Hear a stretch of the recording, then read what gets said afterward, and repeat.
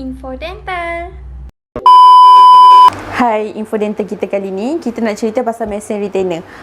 Mesin retainer ni digunakan untuk membuat retainer dan juga mouthguard. Korang mesti nak tahu kan apa fungsi retainer. Retainer adalah digunakan untuk mengekalkan susunan gigi selepas membuka braces. Selain daripada itu, kita juga mempunyai dua jenis retainer, iaitu A6 dan juga Holy.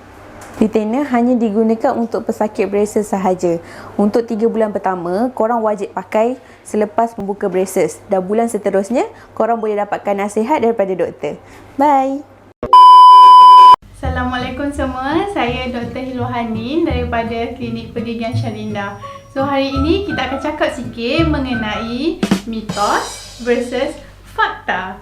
Kita rakyat Malaysia banyak sangat mitos yang kita percayalah. Tapi hari ini kita akan borak-borak sikit, bincang-bincang sikit mengenai apa itu mitos dan apa betul fakta sebenarnya. So yang pertama, kita akan bercakap mengenai kita berus gigi yang menggunakan tekanan yang kuat adalah betul. Salah.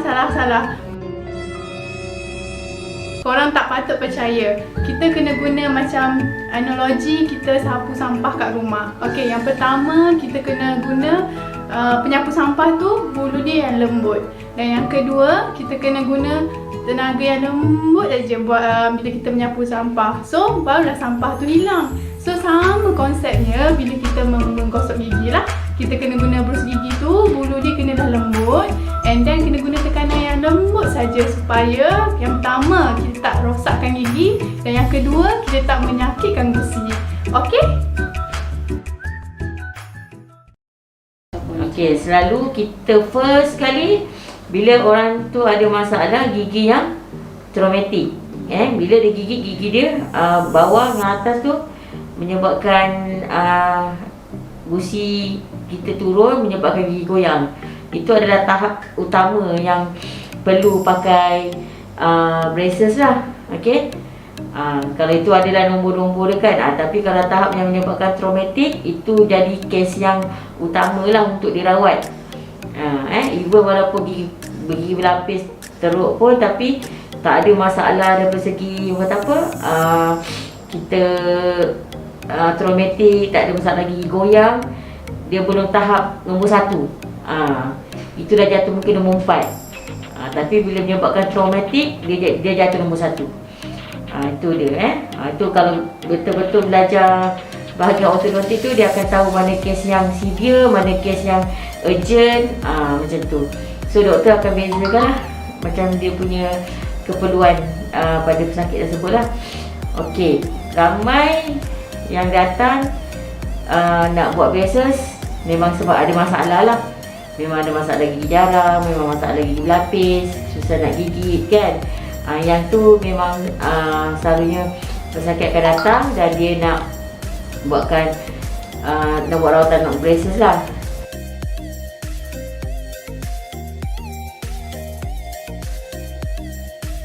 Info Dental. Hai korang nampak tak dekat sebelah saya ni apa? Inilah mesin distilled water, yang mana distilled water ini dia menggunakan elektrik dan mengeluarkan wap. Korang mesti nak tahu kan kegunaan air distilled water dalam pergigian untuk apa kan? Okey, jom saya bawa. Ini adalah mesin autoclave. Okey, air distilled water ni perlu dimasukkan ke dalam autoclave. Ia adalah untuk memasak instrumen yang digunakan oleh doktor selepas melakukan rawatan. So, korang tak perlulah risau yang instrumen ni kotor ke apa ke, so dijamin bersih. Bye!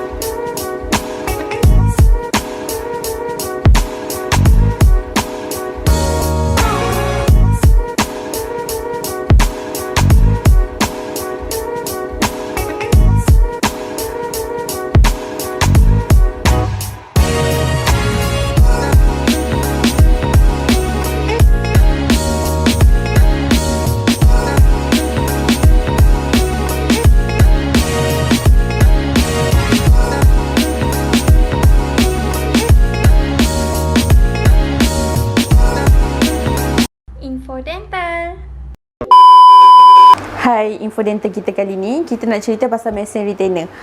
Mesin retainer ni digunakan untuk membuat retainer dan juga mouthguard. Korang mesti nak tahu kan apa fungsi retainer. Retainer adalah digunakan untuk mengekalkan susunan gigi selepas membuka braces. Selain daripada itu, kita juga mempunyai dua jenis retainer, iaitu A6 dan juga Holy. Retainer hanya digunakan untuk pesakit braces sahaja. Untuk 3 bulan pertama, korang wajib pakai selepas membuka braces. Dan bulan seterusnya, korang boleh dapatkan nasihat daripada doktor. Bye! Assalamualaikum semua, saya Dr. Hilohanin daripada Klinik Pergigian Syalinda. So hari ini kita akan cakap sikit mengenai mitos versus fakta.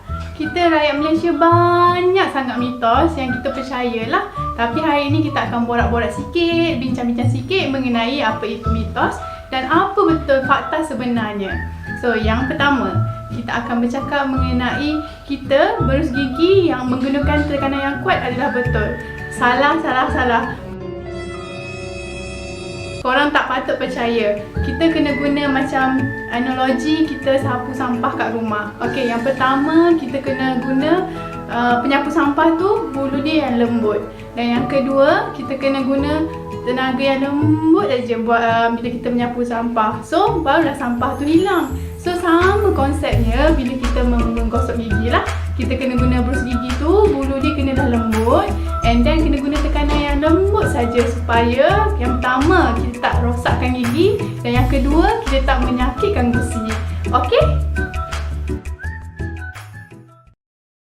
Okey, selalu kita first kali bila orang tu ada masalah gigi yang traumatik, bila dia gigit gigi dia bawah dengan atas tu menyebabkan gusi kita turun, menyebabkan gigi goyang. Itu adalah tahap utama yang perlu pakai braces lah. Okey. Kalau itu adalah nombor-nombor dia kan. Tapi kalau tahap yang menyebabkan traumatik, itu jadi kes yang utama lah untuk dirawat.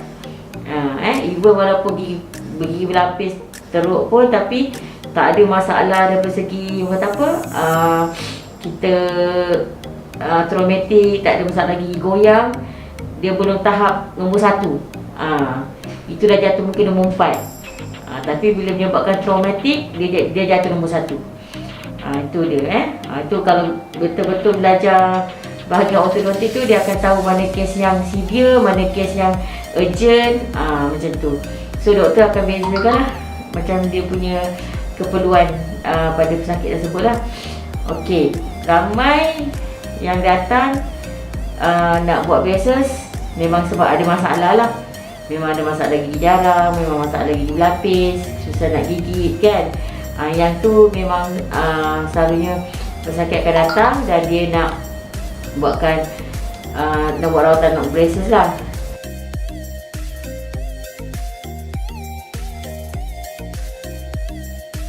Info Dental. Hai korang nampak tak dekat sebelah saya ni apa? Inilah mesin distilled water, yang mana distilled water ini dia menggunakan elektrik dan mengeluarkan wap. Korang mesti nak tahu kan kegunaan air distilled water dalam pergigian untuk apa kan? Okey, jom saya bawa. Ini adalah mesin autoclave. Okey, air distilled water ni perlu dimasukkan ke dalam autoclave. Ia adalah untuk memasak instrumen yang digunakan oleh doktor selepas melakukan rawatan. So, korang tak perlulah risau yang instrumen ni kotor ke apa ke, so dijamin bersih. Bye.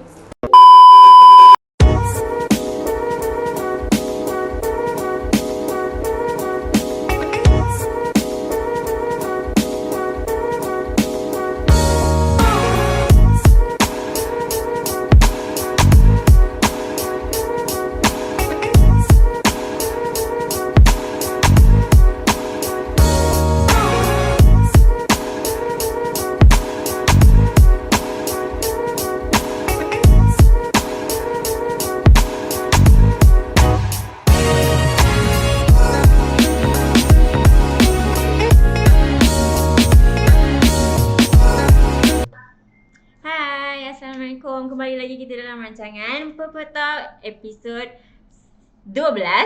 Jangan salah.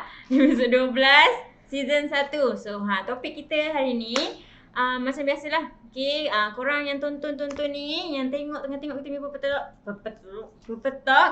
Okay, jangan lupa share kita punya live ni.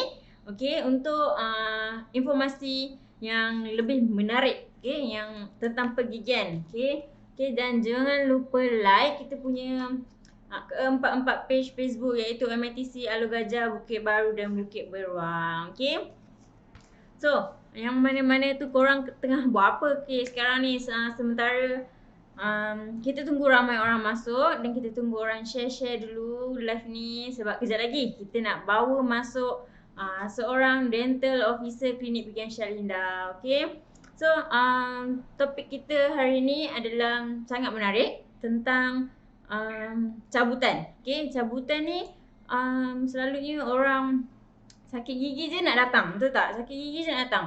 Ada masalah macam sakit sikit je pun, tapi nak datang untuk cabut. Padahal diorang tak tahu gigi kita tu kalau dah cabut, okay, tak akan tumbuh dah. Tak akan tumbuh dah. Okay, ini yang okay dalam dewasa lah selalunya. Okay, kalau dah tercabut, kita tak boleh tumbuh dah tau. Okay, ni bukan gigi susu tau. Okay, korang kena kat situ korang kena fikir panjang lah, sebab gigi kita ni banyak kegunaan dia. Okay, macam gigi kita kalau kita tak ada, macam mana kita nak makan, macam mana kita nak bercakap dengan lancar, baca Al-Quran. Okay, lagi satu, gigi ni dia yang adalah aset kita. Okay, senyuman kita kalau tak ada, kosong je, betul tak? Nak cakap pun keluar angin je, silap bersiul terus. Okay, so korang mesti nak tahu dengan siapa Ifa Pepetok hari ni. So korang tengok iklan ni dulu.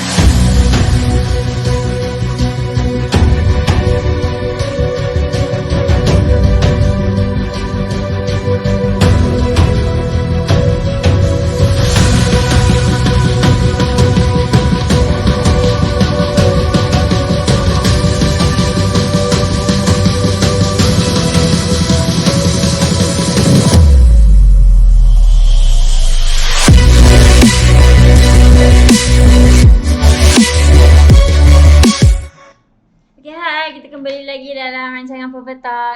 Nampak tak Ifa bersama dengan Dr. Izzati dekat sebelah. Hai Doktor. Hai.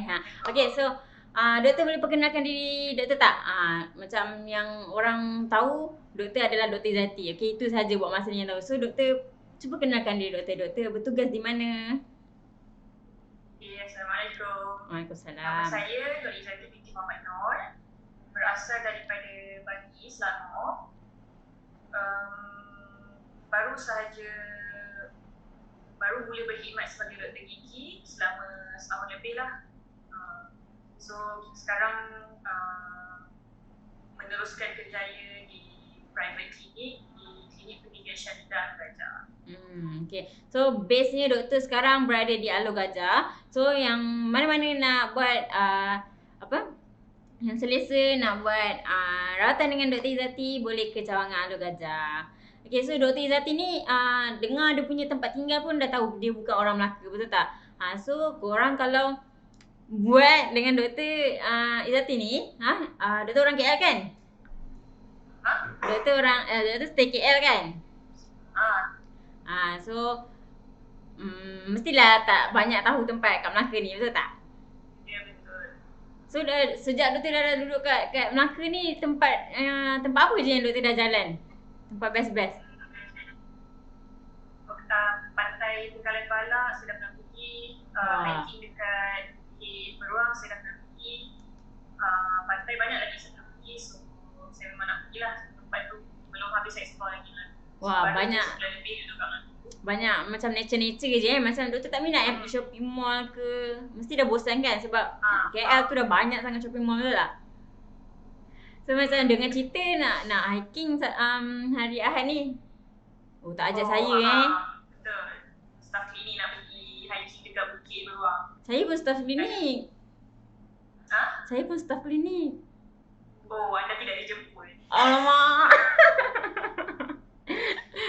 Tak apalah, nanti lain kali next kita buat ramai-ramai lah, semua cawangan ikut, betul tak? So pantai Bengawan Balak tu doktor buat apa je? Mandi, berenang ke apa? Mandi pantai? Saya jalan-jalan dengan suami, dating, makan. Wah, doktor ni seorang yang sweet, okay? Okay, so okay, doktor, macam yang doktor dah tengok tadi, topik kita hari ni adalah yang sangat menarik, iaitu cabut gigi. Cabut gigi, selalunya orang kenal klinik gigi ni adalah untuk cabut, okay? So diorang tak ada fikir pun untuk macam kalau dah sakit tu mesti diorang rasa nak cabut je doktor. Doktor, macam saya rasa macam bila saya dah kerja klinik gigi ni, saya baru tahulah sebenarnya banyak rawatan lagi seperti tampalan. Kita kena selamatkan gigi tu selagi boleh lah, okay? Doktor-doktor gigi kenalah selamatkan gigi diorang sebab tak naklah orang Melaka nanti semuanya di usia muda dah pakai gigi palsu, betul tak? So doktor boleh terangkan tak apa sebenarnya definisi cabut gigi ni sebenarnya? Okay, cabut gigi ni adalah satu prosedur di mana doktor gigi akan membuat cabutan gigi di klinik gigi dengan membuangkan gigi tu daripada soket gigi. Okay, so tapi make sure buat dekat klinik gigi. betul. Kalau macam gigi kekal kan doktor, dia boleh cabut sendiri tak kat rumah? Kalau gigi kekal, kalau dia dah terlalu goyang, biasanya ada orang dia boleh cabut dekat rumah. Tapi sebaiknya sebenarnya dapatkan profesional daripada doktor gigi lah. Sebab kita tak tahu sakit tu ada masalah kesihatan, masalah pendarahan dan sebagainya. Jadi sebaiknya dapatkan nasihat profesional daripada doktor gigi yang berdekatan. Okay. Kalau macam dulu kan ada orang kata kalau nak cabut, macam tengok cerita Mr. Bean, kalau nak cabut gigi kena tarik benang letak kat pintu tu. Doktor ada tengok tak cerita Mr. Bean? Tengok masa kecil-kecil tengok. Nampak tak? So maknanya berhasil lah, boleh lah cabut pakai benang tu semua. Ada? Maksudnya boleh lah cabut pakai benang tu semua sebab dah ditayangkan begitu? Sebenarnya kita tak sarankan lah untuk cabut gigi dekat rumah sebabnya kita tak tahu kebersihan benang tu macam mana. So kalau dekat klinik gigi, kita akan menggunakan bahan-bahan yang kita dah masak, kita dah betul-betul bersih daripada bakteria, daripada sebarang kuman. Jadi sebenarnya disarankan untuk semua pesakit apa-apa rawatan berkaitan gigi, dapatkan nasihat doktor gigi, dapatkan nasihat profesional daripada doktor gigi dan tanya apa rawatan yang paling bagus untuk dilakukan. Yes. Sebab kadang-kadang tak semestinya gigi perlu dicabut, kita ada rawatan lain yang kita boleh usahakan untuk selamatkan gigi tu dan sebagainya lah. Yes, betul-betul. So cabut ni sebenarnya bukan jalan yang orang kata bukan jalan yang apa mungkin? The only way. Kita ada jalan lain juga untuk selamatkan gigi tu. So doktor jangan serius sangat. Saya tengok muka doktor macam serius je. Doktor tak suka saya ke? Saya orang cakap saya garang. Oh jangan garang doktor. Saya macam ni. Tapi doktor tak garang kan. Doktor muka je garang. Dia macam-macam tu juga orang Melaka doktor. Walaupun dia ayat apa, kata-kata dia semua kasar tapi dia semua hati baik. Tapi okay, so doktor dah duduk dekat Melaka ni, ada tak jumpa pengalaman yang dahsyat? Maksudnya sepanjang doktor berkhidmat di klinik Bian Syarlindan ni, ada tak yang orang nak cabut dia punya kes tu, orang nak suruh cabut, dia nak buat appointment untuk cabut and kes dia tu agak complicated. Macam mana? Ada tak doktor? Oh ada, baru je tadi. Oh okay. Doktor kongsikan. Itu dia lubang yang sangat besar. Dan bila try untuk cabut, dia tiba patah. So masa tu lah akan kita cuba untuk keluarkan agak lama lah untuk keluarkan gigi.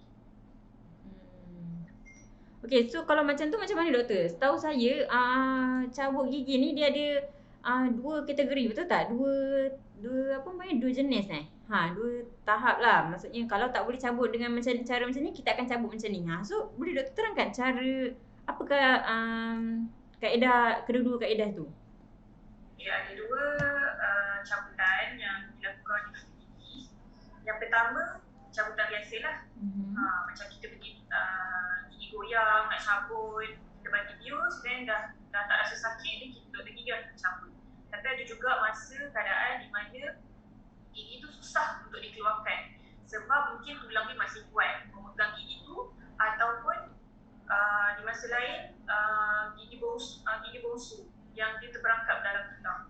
Jadi ketika tu memerlukan pembedahan kecil untuk mengeluarkan gigi tersebut, mana kita akan buang tulang. So ada dua jenis lah, rawatan cabutan biasa dan juga rawatan cabutan surgical ataupun pembedahan kecil. Okay.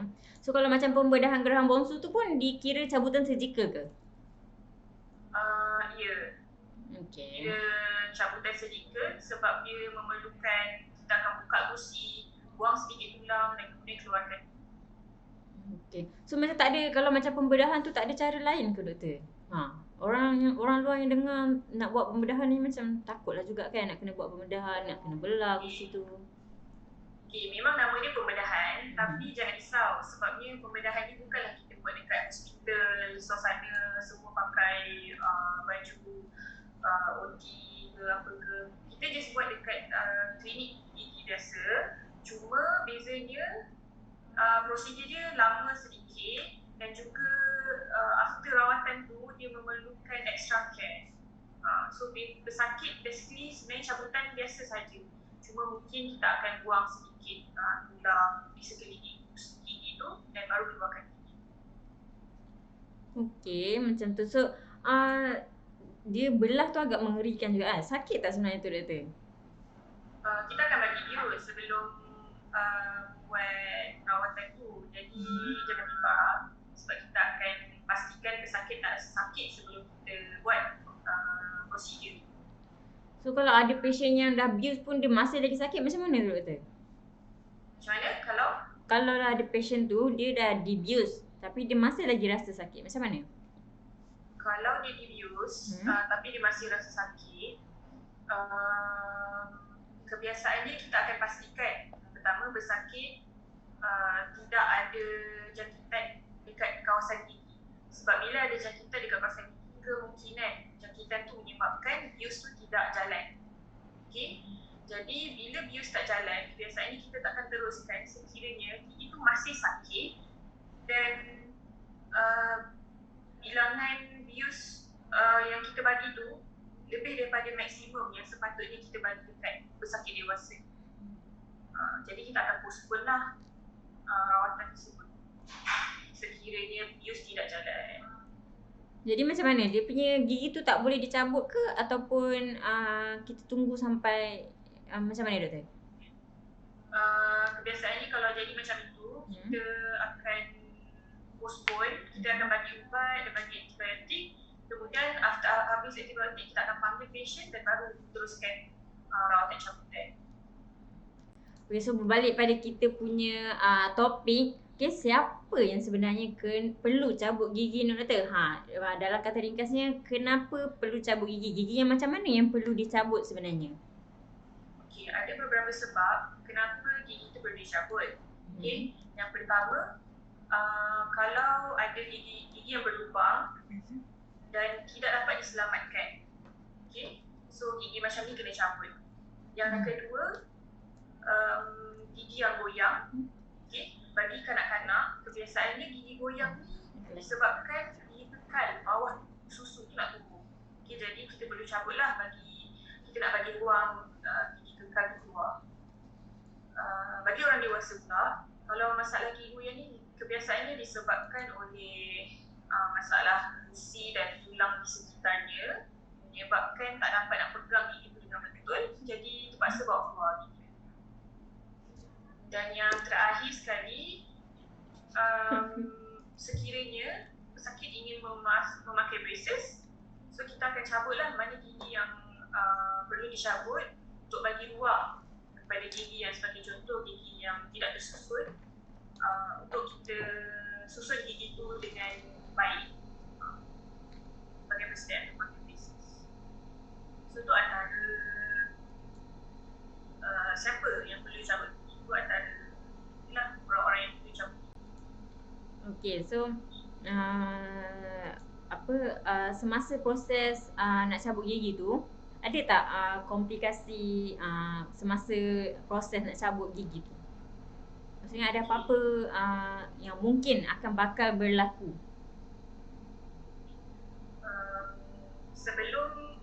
Sebelum perawatan cabut gigi, biasanya doktor akan terangkan apakah komplikasi ataupun kesan-kesan yang bakal berlaku selepas cabutan gigi.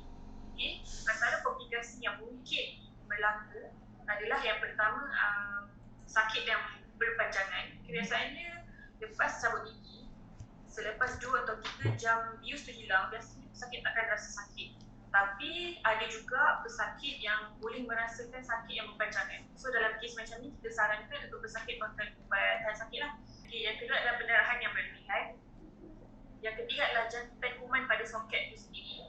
Ataupun yang paling common sekali, saya sebut yang last dia kan. Yang paling common adalah dry socket. Ataupun soket tu kering, di mana soket tu tak dapat, soket ataupun lubang tempat cabut gigi tu tak dapat nak sembuh seperti biasa. So soket dia kosong, tak ada darah. So pesakit akan datang ke klinik gigi dalam keadaan yang sangat sakit sebab luka tu tak dapat nak sembuh. So tu antara komplikasi yang berlaku selepas cabutan gigi. So macam yang doktor cakap dry socket tu, tu macam mana boleh jadi dry socket tu doktor? Maksudnya tersumbat ke macam mana?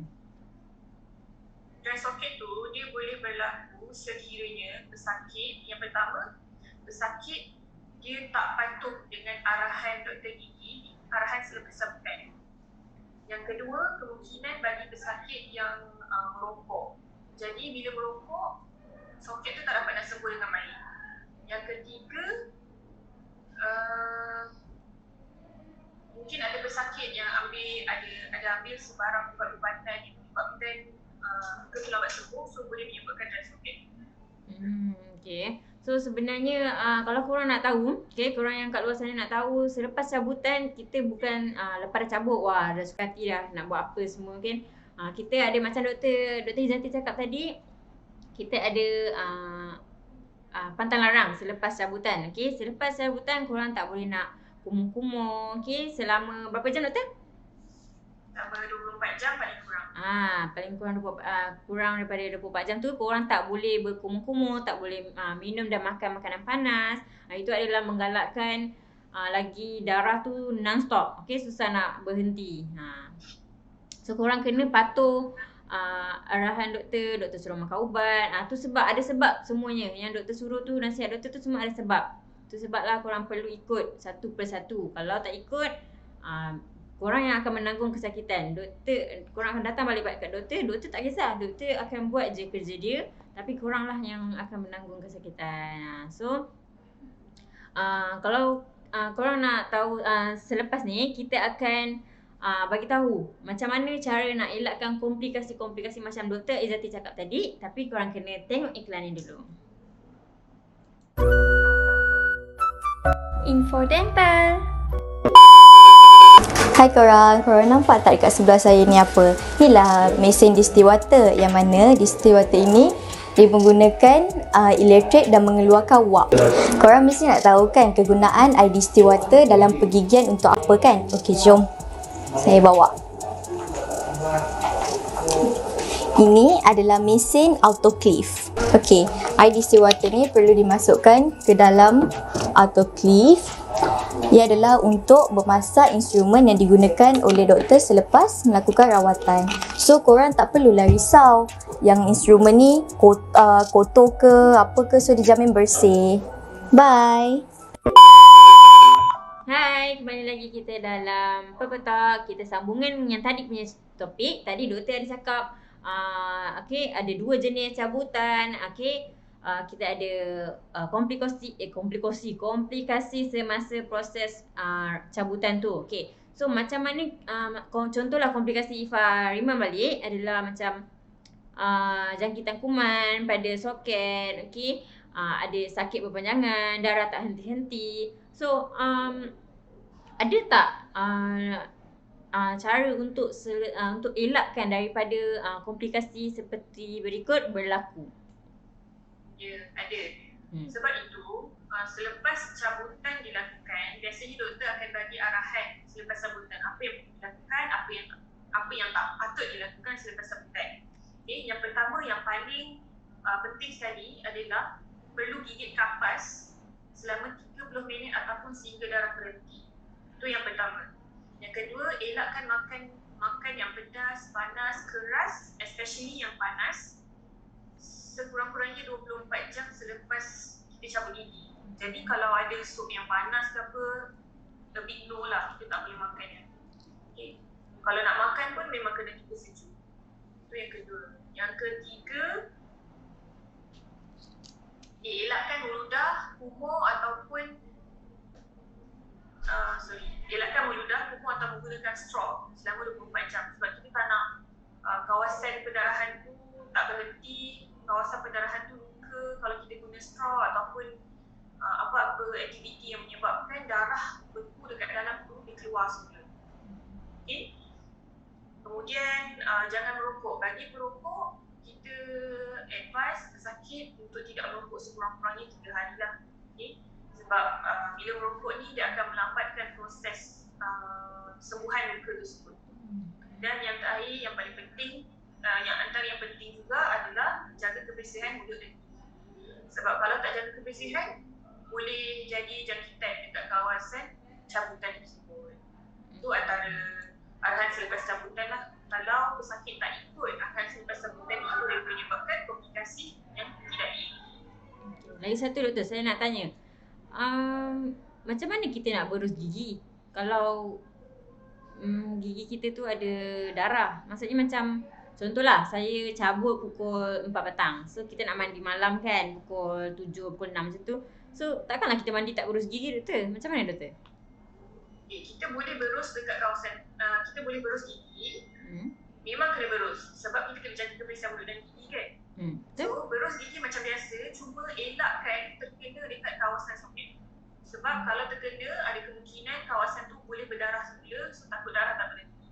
So memang kena berus gigi, tapi elakkan dekat kawasan tu. Okay, faham. So itulah yang saya tertanya-tanya sebenarnya. Dah lama dah saya nak tanya tapi tak tertanya-tanya juga. Hari ini saya dapat juga jawapannya. So lagi satu, kalau tak boleh makan makanan panas, nak makan macam mana doktor? Makan apa je? Tunggu makanan yang panas tu, tunggu dia sejuk lah. Oh, tunggu dia sejuk lah. Macam nasi, dalam Kena bilik bersabar nasi kita letak ais. Bukan? Macam nasi baru lepas masak kita letak ais kan?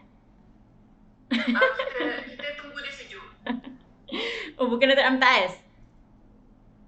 Sekatilah. Aduh, takut risau jadi lain je.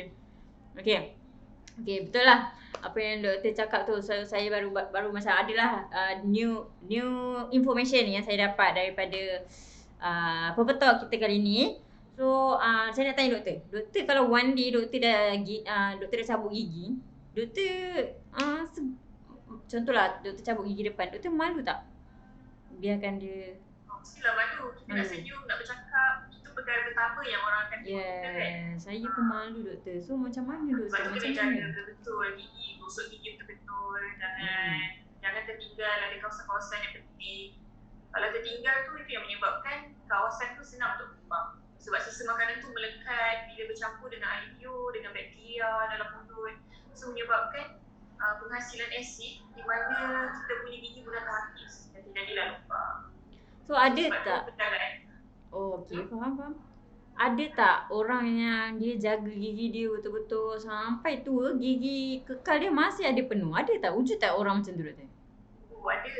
Wah. Biasanya orang-orang yang buat dental check up sekurang-kurangnya 6 bulan sekali. Mereka akan dapatkan nasihat doktor untuk tanya kalau ada lubang ataupun kalau ada gigi yang kalau ada kalkula sekarang gigi yang perlu dicuci. So biasanya orang yang ada gigi kekal kekal sampai tua ni kebiasaannya memang dia selalu jumpa doktor gigi untuk dapatkan pemeriksaan. So saya nak jadi salah satu daripada orang tu boleh tak?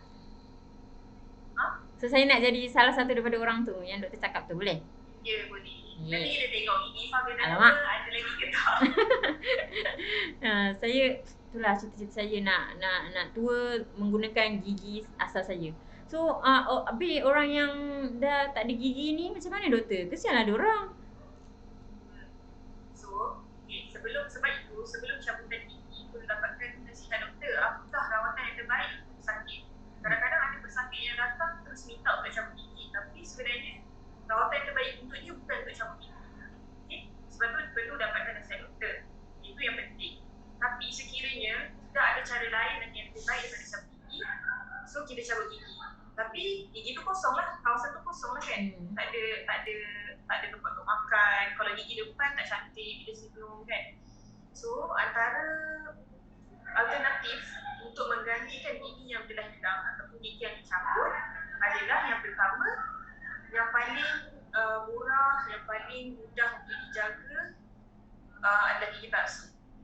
Okay, so ini yang paling nombor satu lah yang kita akan sarankan kepada pesakit. Tapi keburukannya adalah mungkin bagi pesakit yang tak biasa untuk pakai gigi palsu, kita akan tak selesa lah sebab dia akan cover ataupun menutup sebahagian daripada gusi kan. So mungkin ada pesakit yang tak biasa. Itu yang pertama, gigi palsu. Yang kedua, tadi gigi palsu kita boleh pakai dan tanggalkan. Okay, yang kedua adalah bridge ataupun jabatan gigi. So bridge ni dia fix, dia tak boleh ditanggalkan. So dia lebih cantik, lebih selesa dipakai oleh pesakit, cuma mungkin penjagaan dia kena ekstra. Dia kena betul-betul jaga dekat kawasan tu sebab kita tak nak nanti gigi yang dah tak ada tu dah tak ada. Tiba-tiba gigi yang disangkut bridge tu pula yang rosak kalau tak dijaga dengan baik.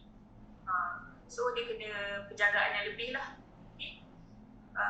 Dan yang ketiga adalah implant. Yang ini yang paling last sekali dalam list bagi pesakit yang sesuai untuk buat. Contohnya tulang dia masih banyak, dia tak selesa untuk pakai gigi palsu ke apa, dia nak implant, boleh pakai implant. Cuma perlu dapatkan nasihat daripada doktor, kena buat pemeriksaan, cek tulang dan sebagainya. Cuma dia lebih mahal. So itulah antara pilihan-pilihan yang ada. Dan last sekali, kalau gigi tu dicabut untuk pemasangan braces, so braces lah dia punya rawatan selepas cabutan. Okay, betul-betul. Kita sebenarnya macam-macam kita dah dapat hari ni. Okay, alternatif yang bagi menggantikan gigi, okay, macam-macam kita dah dapat. So kita sebenarnya dah sampai ke akhir Purple Talk. Okay, dalam tak sedar kita purple pula hari ni doktor.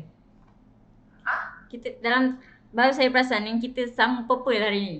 Ya, betul. Yes. Nampak kita ada chemistry sikit lah doktor. Okay, kita ada chemistry sikit. Ya, betul. Nampak. Okay, so terima kasih doktor kerana join kita punya Purple Talk kali ni.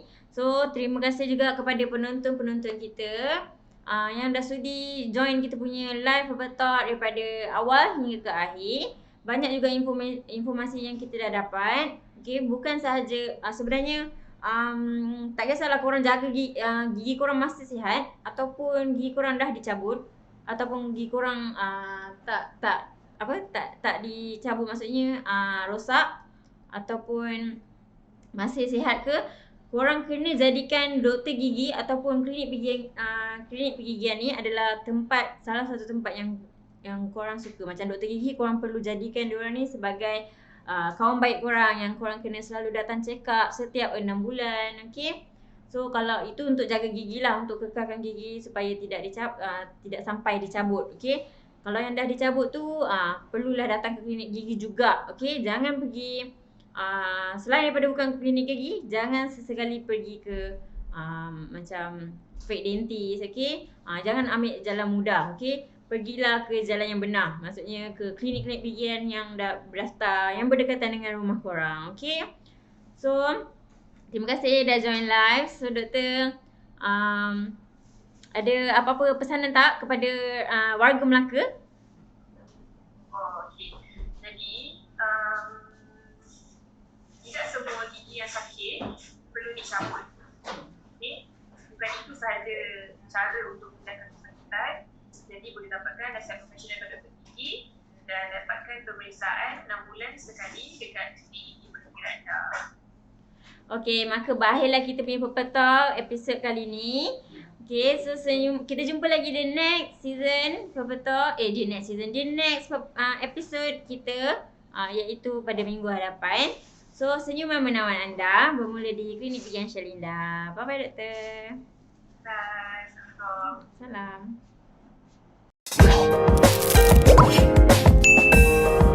Borak apa tu? Betul ke ibu mengandung tak boleh cabut gigi? Okey, sebenarnya kita kena tengok kesihatan ibu mengandung tersebut lah. Okey, so jika dia mengandung tak ada masalah darah tinggi yang terlampau tinggi dan juga kecil manis yang tak terkawal, kita memang kena kontrol juga dulu darah tinggi dan kecil manis tersebut. Dan satu lagi, kena kita syorkan ibu mengandung yang dah mengandung lebih 4 bulan baru boleh buat rawatan. So untuk semester yang pertama tu kita tak nak kacau lah, sebab keadaan ibu mengandung masa tu agak sensitif. Jadi kita akan sarankan untuk buat rawatan selepas kandungan 4 bulan. Okey. Dan satu lagi, ibu mengandung ni kita kena tengok dia punya kadang-kadang ibu mengandung ni ada simptom macam morning sickness kan. Jadi kalau terlampau kata morning sickness teruk pun, kita kena delay juga dia punya rawatan supaya kita tak nak menerukkan keadaan kata apa, bila kerap muntah gigi patient selalunya akan sensitif. Jadi kita tak nak buat rawatan yang akan ganggu lagi dia punya keadaan gigi lah. So monitor dulu morning sickness macam mana. So kalau dah okey, dah kandungan dah lebih 4 bulan, darah tinggi kecil manis semua kontrol, InsyaAllah tak ada apa masalah untuk buat rawatan. Cabut gigi pun tak ada masalah. Okey.